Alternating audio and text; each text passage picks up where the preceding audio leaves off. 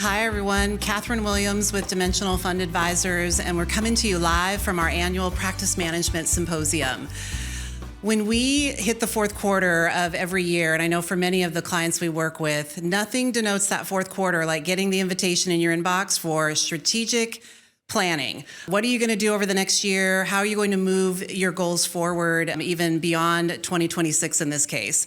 And for many of the clients we work with, one of the areas that we first start with is revisiting, examining, if you will, your mission, vision, and values. Why do you exist? What do you want your business to look like as you move forward? And what will be the values, the guideposts that you will use to make decisions as you go? That's really where we're going to spend our time over the next little bit here. And joining me for this conversation, it is my pleasure to introduce our co-CEO, Dave Butler. Dave, it's great to have you with us. Thank you, Catherine. Appreciate it. This is a fun environment. This is great. I love it. Look at this crowd. It's great. I know many will be listening to this only, but we've got a great live audience behind us and lots of good energy today. But I think so much of what we've been talking about at the conference this year really does come home to roost around why do you exist? What is your goal? What are you trying to deliver to your clients? How do you want to grow your business going forward? And I'd love to start, if you don't mind, with you with a question, thinking back to even to your early career, pivoting from basketball, looking at the industry, looking at opportunities in the industry, and really beginning to maybe think about what your own value systems and how that could inform the direction you wanted to go with your career. When I put that out there, what comes to mind during that period of time, or what attracted you to think about the direction you ultimately headed in? Yeah, no, I think it's a great question, and it's a great question that everybody needs to answer in their career or in their life at some point. I did a podcast this morning and basically said I had this moment, called the aha moment. And you've heard the story before, but I was sitting in New York and I had decided I was going to get out of financial services completely and go be a teacher and a basketball coach. And randomly and luckily, I found an ad in the Wall Street Journal, and it turned out it was Dimensional. And I applied, put a resume in for that ad, and it turned out that I went out to Santa Monica, had this great interview with Merton Miller and David Booth and Dan Wheeler, all the legends that kind of really started the firm here and kind of pushed the advisory business along. And that was really the start of it. So, for me, it was sort of a moment. I think we all, again, have to reflect on, what's a job versus what's a passion or a career. And you have to have an alignment with your own personal values and things that are important to you. And, fortunately, Dimensional came along, and what I heard from Dan and David and Merton was, the story about markets, and that rationally made a lot of sense to me. And then the second part about advice and how this advice model could be changed, could be different, and these advisors could act as fiduciaries and act in the best interest of the client. So those two concepts just resonated for me completely, and it just gave me the opportunity to get on an off-ramp that led me to Dimensional 30 years ago, and it's been great ever since. Well, and one of the reasons why I wanted to start with sort of you as the individual, if you will, and we're going to talk here for most of our time about what happens organizationally, thinking about those mission and vision, the values. For here at Dimensional, we refer to those as guiding principles. We're going to talk in a moment about how those came to be. But really, at the end of the day, to your point, it does come down to an alignment, that individual alignment with the larger organization. And those two need to match up over time, and so we'll come back to that as well too. I am curious, did you physically mail your resume, or was it an email attachment? Do you remember? I don't think there was email in those days, actually. So I think it was a physical mail. The good old days, sure. right? Yeah, I love exactly. that. I love that. All right, so let's talk about a little bit of the processes I mentioned here at Dimensional. We refer to as guiding principles. The process of developing that, of creating something that the organization is anchoring to.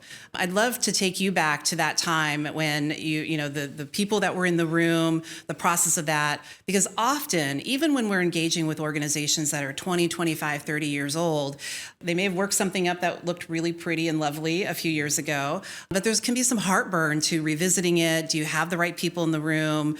What does that process look like? Take us through a little bit of that process and what that looked like here at Dimensional. Yeah, I think it was everybody in this room struggles with this kind of what I would call entrepreneurial environment into what I'd call an enterprise environment. And we did as well. So when I started in 95, we were $9 billion under management. And by 2003, we had gotten to $50 billion.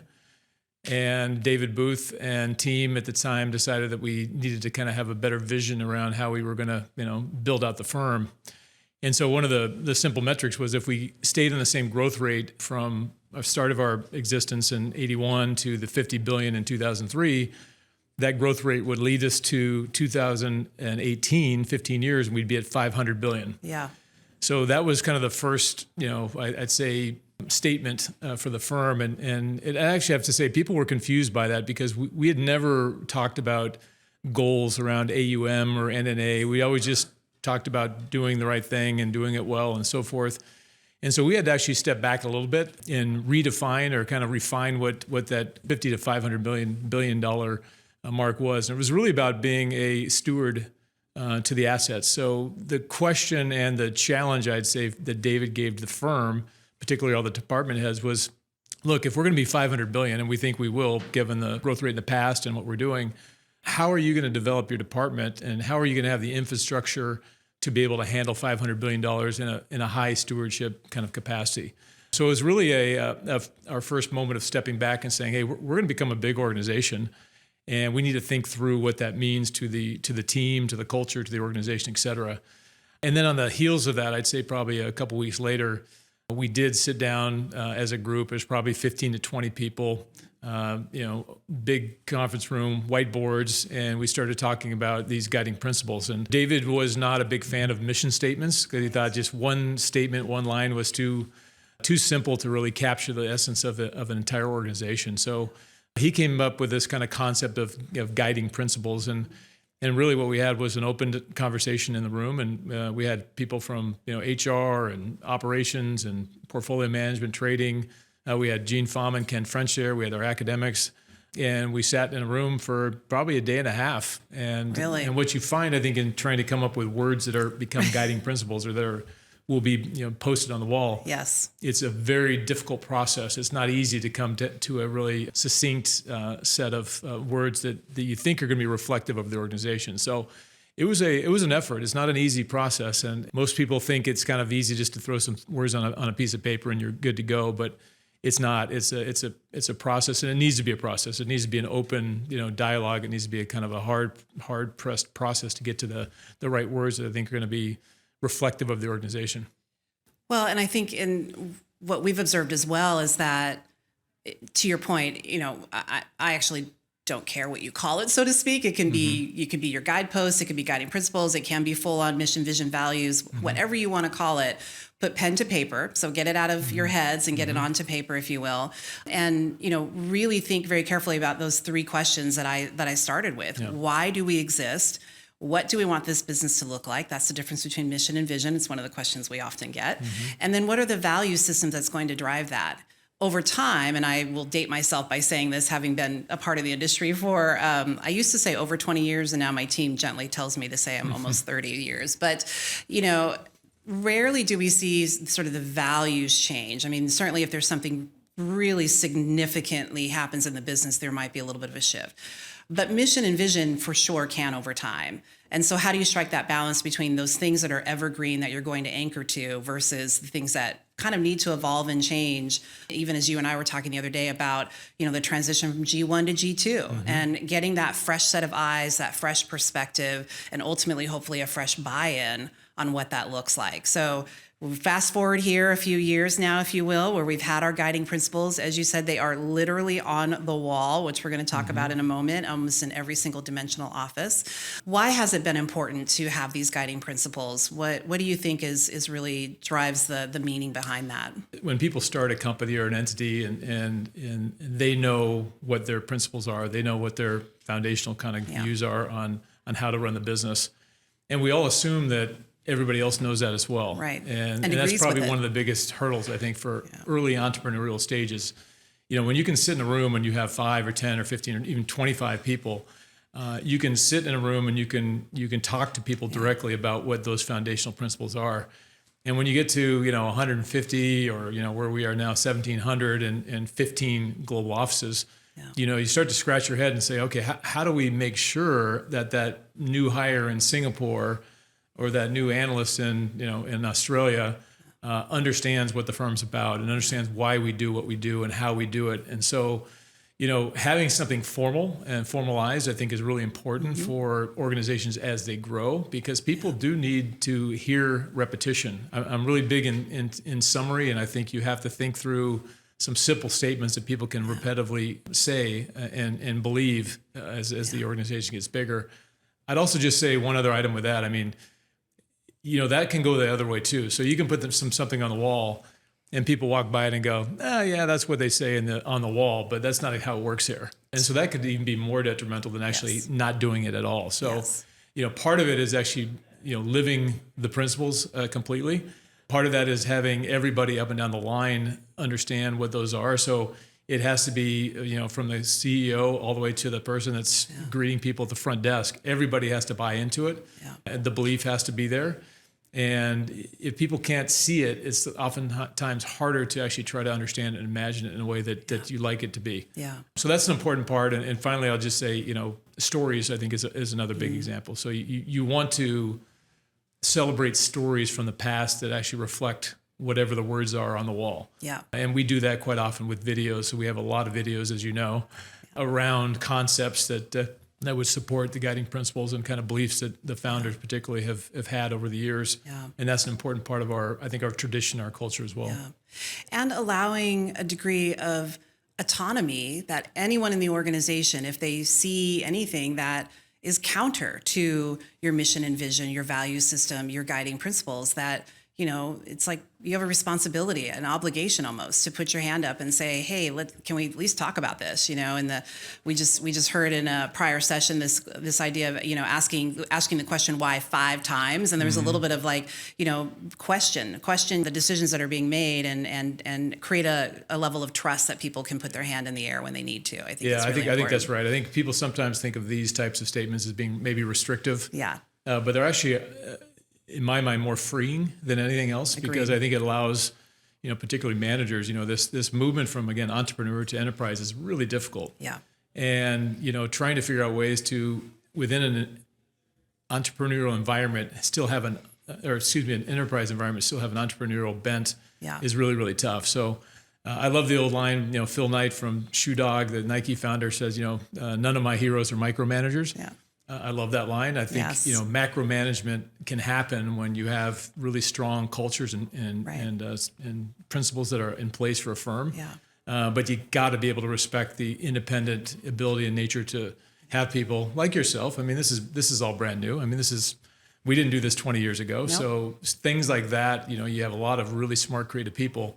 You got to let them, be free to do it, but within the context of a broader foundational kind of view of principles. Yeah. Well, if you've not had an opportunity to see the guiding principles in any of our offices, we do have them on the wall. I'll share them with everyone really quickly here. We must act in the best interest of clients. We act in a way that is ethical and legal. We compete aggressively to succeed. We base investment strategies on a scientific methodology. We emphasize financial sustainability, and we create opportunities for our people to contribute both to our success and to their own. I'd love to talk about that last one just a little bit more.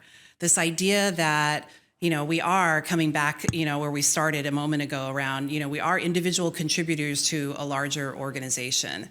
As we think about some of the young professionals that are listening here today, they might be G2, in some cases even G3, as we often are talking about now, where the RA, the advisory business, is now old enough to essentially be hitting into that third generation. What's the opportunity there, particularly for young people coming into business, asking the questions, thinking about how they can contribute to, in our case, guiding principles, but whatever that mission or vision might be? Yeah, no, I made that comment this morning. I think asking questions is really important. Yeah. So, there has to be an environment where G2, G3 can ask the questions of G1, and they need to be able to push the envelope a bit. So there's a nice counterbalance between the mission statement, the values, the guiding principles versus let's try this, let's go down this path, let's give this a shot. The environment's changing. How do we react to that?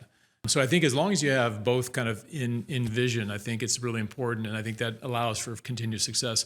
I'm a big fan of this idea that I think it was in a Harvard business case that talked about success, and that then success leads to more opportunities leads to diffused efforts, diffused efforts takes away from the original success. Interesting. So I always keep that in the back of my mind. You want to celebrate and understand foundationally what got you here, but you also don't want to be a person or a leader who says, no, here's how we did it back in the day, and it's the best way to do it. Because there's, as you know, there's a ton of good ideas, a ton of really smart people that are coming up and have different experiences, different knowledge than the first gen. Yeah. And you have to respect that. Yeah. And that's an important tandem, I think, and a toggle between the two generations. It's one that, I always say you got to celebrate Gen 1, G1, and what they created because it's amazing. Yeah. But you also have to allow for the freedom in G2 and G3 to actually create something that's going to be even better. Yeah. I sometimes make the joke that developing your mission, vision, values can feel a little kumbaya. We're all going to, hold hands and, and sort of put these beautiful words, as you said earlier, on paper. But, we've seen at times where they can be tested. And I think none more so at times when, we have so much M&A activity happening, organizations getting together, long-standing organizations. And so this idea of how do you use this as a tool, as a resource to reset and realign what the new organization is in a post-transaction environment. And that's another, as I said earlier, that's why this is not I'm a 2-year-old firm or a 5-day-old firm or, even a 5-year-old firm. I'm 25, 30 years old or so, but we've now got a bigger, more complex organization. We're doing more. And we've now may even be hitching our wagon to each other, so to speak. And so we've got to figure out how to. So I think this is a really powerful tool, a really powerful opportunity. And we've got some worksheets and resources that we love to share with people that are interested in revisiting this. A couple of final questions. So, I think, and our team, when we work with advisors, when we think about mission, vision, values, when we think about our guiding principles, this is first and foremost for the organization, for the people, how you're going to make decisions, run the business. But we often are asked, okay, well, what if I want to share this with clients? Or if I want to, is this a way to communicate to the kinds of clients we actually would like to work with, if you will. And as I said earlier, it's not an accident that not only are our guiding principles on the wall, they are in a space that is not only frequented by employees, but also our guests, our clients that come to our buildings. Why has that been important to put that on the wall in a place that is highly visible by our clients? Well, I think it's important because you want people to know what you're about. That's one step in terms of defining what you're about. But I think the second step is what's the actual action and what's the actual outcome. So, we take a lot of pride, and I know a lot of folks in this room, we've worked with clients for 10, 20, 30, 40 years. And, we always talk about trust, and trust in my mind, it's built by meeting expectations or exceeding expectations every single time. Yeah. So I think we've built a great amount of trust, and I think it starts with, obviously acting in the best interest of the clients. I think our clients feel that's Dimensional's view, and that's our first view on everything that we actually consider or contemplate. But I think the trust part is going to be the most important part in a relationship. You can't lose it, and you have to have some defined. Again, when the organization gets big, you can't keep your eyes on everything, and there has to be a macro management aspect to it. But people all have to understand that's the jewel of the company, and you have to be able to maintain that trust, and you have to be able to be a firm that actually is looked upon as a partner, as a great relationship, and one that they want to stay in. So, I think having these guiding principles for our clients to see, I think is important. I think more importantly, obviously, is the actions that come from those, and I think we have to live that. And so we talk a lot about that. We use the term impeccable experience. I mean, we want every advisor that comes in this door to walk out going, okay, Dimensional did it again. So stacking a lot of small wins and stacking a lot of small experiences, I think leads to a broader connectivity. And, we're speaking to the choir here because, every advisor that is in the room probably has retention rates of 96 to 100%. They're very high. And they're delivering the same kind of experience to clients. And that's really what it's all about. So what attracted me 30 years ago was just that. It looked like a different model. It looked like a new model. It wasn't the old having to say you're sorry model around, trying to time markets and pick stocks and hope for transactions. That was a whole different space. And it was an investment advice that was at the time was the norm. And And obviously, as we've seen the progression of the industry, it's not the case anymore. This redefinition of investment advice is very solid, very strong, and I think it's been it's the basis for what investment advice industry it looks like today. Well, I've really appreciated the opportunity to talk with you about this, and I know when we talked about our goals for this conversation, I think, a lot of this is how do we create that call to action, whether you're a new organization, that you're at that entrepreneurial stage or maybe even in that full-on enterprise stage. And I think you made, really great point around it's one thing to figure out what the words are, get the right people in the room and take the time, a day and a half, even if that's how long or more if it takes. We're certainly sometimes more than that. And then, be very purposeful about what that final result is. But I think you make a really good point in terms of what are the stories around that and how are we going to bring it to life and make sure that it is not just a set of words that we sort of put up on a shelf and don't necessarily pay attention to, but find those stories to bring that to life in the organization. And I think I would say just one other add to that. I think it's a commitment. Yeah. And I think sometimes G1 or the chairman, CEO, and so forth, they assume that, of course, everybody knows, right, what I know, but and they don't, why, right? And why, right? But I think you can find yourself almost getting bored with yourself because you say the same thing over and over and over again. Yeah. But my experience is people need to hear it over. I know I do. I need to hear it over and over again before something really becomes digested and me too, and understandable and really part of my persona. So I think having simplicity, having summary, having repetition. Again, people could get bored by that, but it actually is really reflective of the fact that there's a culture here, and this is what we stand for, and this is how we do business. Yeah. And I think that's an important thing. And as you get bigger, you got to put it on paper. Yes. And you've got to figure out creative ways. But it doesn't have to be multiple paragraphs, right? Exactly. Even as we've done with our guiding principles, I think you can achieve the same on that. Absolutely. So as long as it makes sense and it's meaningful, for sure. Absolutely. Yeah. Yep. Thank you so much for the opportunity to talk about this with you. Yeah, it's such a critical part of the work we do with advisors, and it's where we start and where we also often end, if you will, even in our conversations. So thank you. We really appreciate that. Yeah, thank you. Thanks, everyone. We'll catch you next time.